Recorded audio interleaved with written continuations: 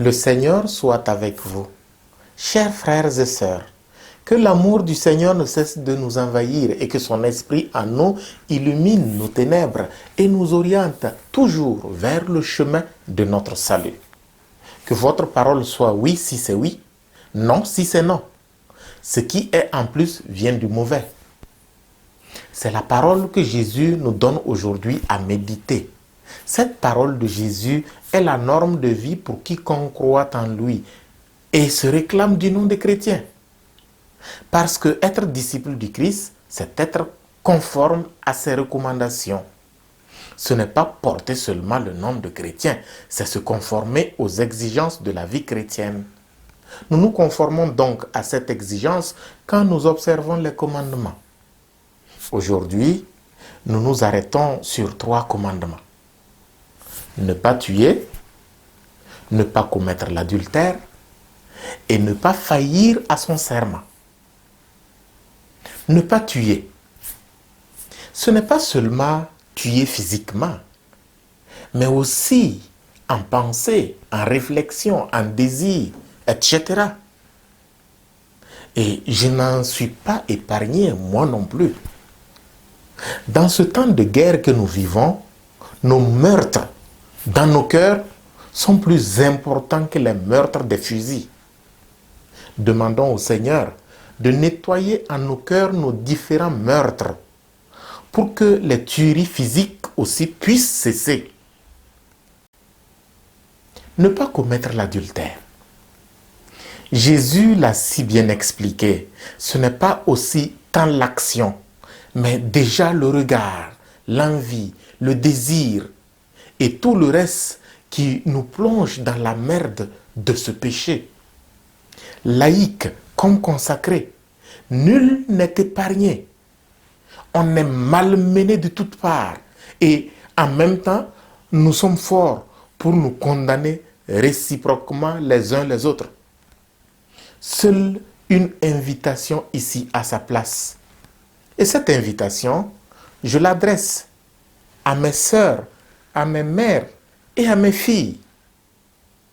Votre manière de vous habiller aujourd'hui peut augmenter le poids de ce péché.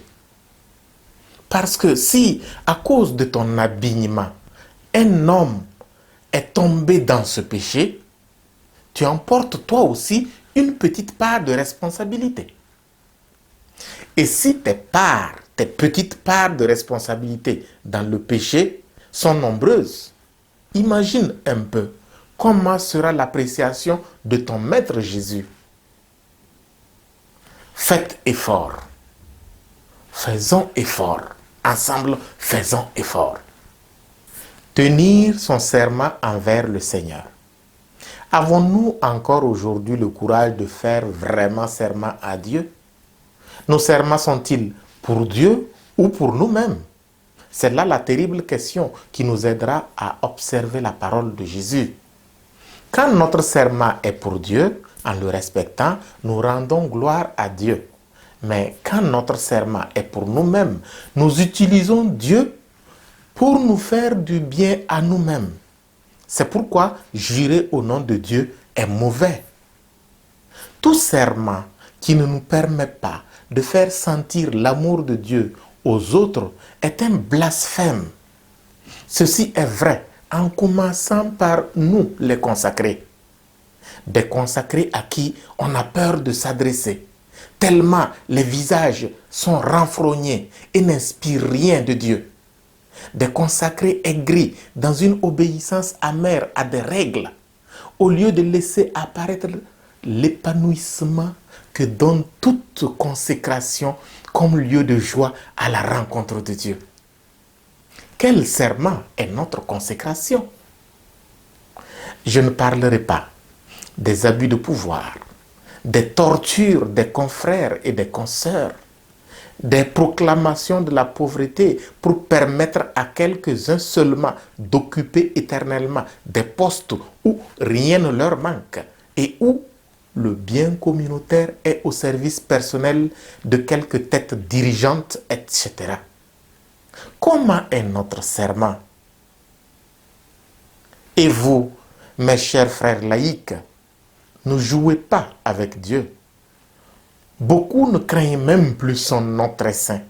Certains l'utilisent négativement dans leur bouche, le déforment pour rire et souvent inventent même des injures avec.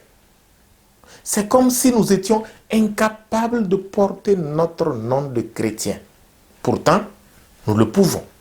Je ne dis pas à 100%, mais le monde devrait le sentir par notre perpétuel effort. Que votre parole soit oui si c'est oui, non si c'est non. Nous rappelle Jésus aujourd'hui. Que chacun se pose donc la question. Quelle est ma réponse à ma vie de chrétien? Suis-je constant ou est-ce que je balance entre oui et non? Tout dépend de chacun. Dieu, quant à lui, est prêt pour nous y aider. Opérons donc le bon choix et que l'observance des commandements nous aide à mériter notre nom de chrétien. Amen.